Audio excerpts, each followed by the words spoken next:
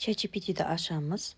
Одан кейін біз өзімізге керекті сұрағымызды қоямыз. Мысал үшін қай тақырыпта бізге ән керек, сол туралы. Мысал үшін бізге еріншек егінші туралы тақырып керек болды. Оған негізі сіздерге түсінікті болу үшін бірінші текст деп жазында, текст шығарып берді. Енді бізге негізі өлең шығару үшін бізге шумақ өлең деп жазуымыз керек. Сол үшін 4 шумақ өлең деп жаздым. Осы 4 шумақ өлеңді дайындап бергеннен кейін көшіріп аламыз да, келесі біздің Suno Ай деген программамыз бар. Сол Suno Ай программасына саламыз.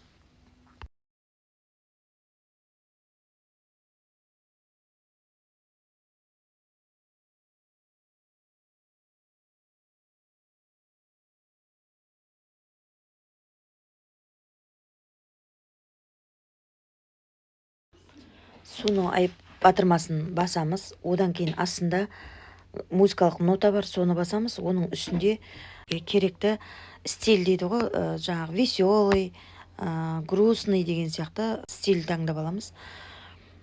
Одан кейін барып создать басамыз. Создатты басқаннан кейін барып сәл күте тұрамыз. Одан кейін біздің музыкамыз дайын болады. Осы дайын болған музыканы мультфильмге иншот арқылы орнатамыз. Ойқыдан тұрмас ертеде, бүгін естемей ақ қояйын деп жатар күндер кешкеде. Көршілері еңбек етіп жер жыртатын таң атпай, ал ол болса көлеңкеде илықтап жатар тұрмай-ақ.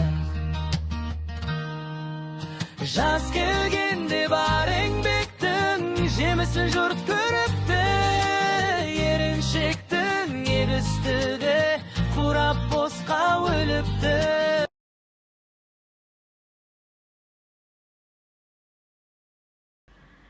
ChatGPT-ға белгілі бір тақырыпқа 16:9 форматта қанық түспен деп мультяшный форматта генерациялап бер деп айтасыздар.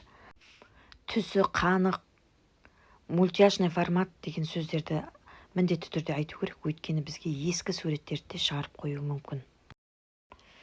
Осы генерациялап берген суретті скачать етіп аламыз да, одан кейін біз осы суретке промпт сұраймыз. Промпт PROMNT деп жазасыздар. Оған қазақша жазып береді. Қазақша бізге түсінікті болып, өздеріңізге ұнағанын білгеннен кейін бізге аудар дейсіздер. Ол ағылшынша аударып береді. Оны көшіріп аласыздар. Және Pixverse Ай деген программаға апарып саламыз.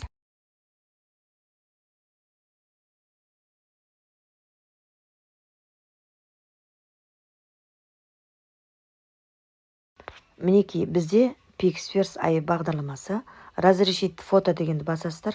Одан кейін астындағы плюс белгісін басып, суретімізді, жаңа промптымызды көшіріп алып келеміз де, создать дегенді басамыз. Осы жерде бізге 5 секундтық мультфильмімізді қимылдатып береді. Қимылдаған видеомызды скачать етіп аламыз.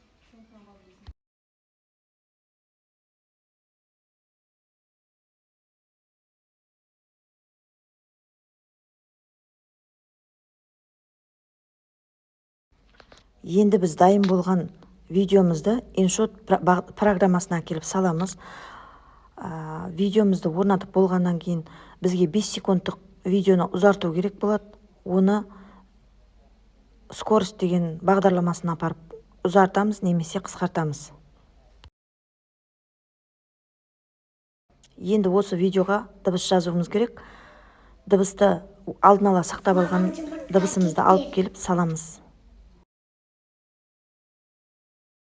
Дауысты көшіріп алғаннан кейін ол дауысты жіңішкерту, жуандату, ұзарту, қысқарту батырмаларын басып жұмыс жасап аласыздар. Және соңынан скачать батырмасын басып көшіріп аласыздар.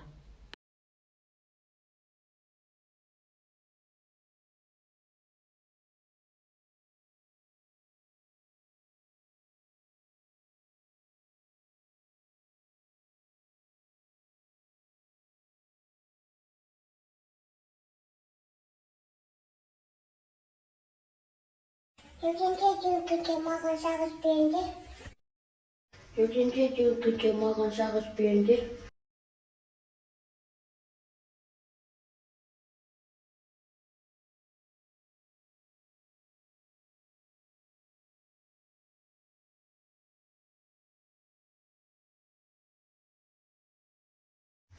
Жүзінші жүлкіге маған шағыз беріңдер. Маған жұмыртқа кеп бер.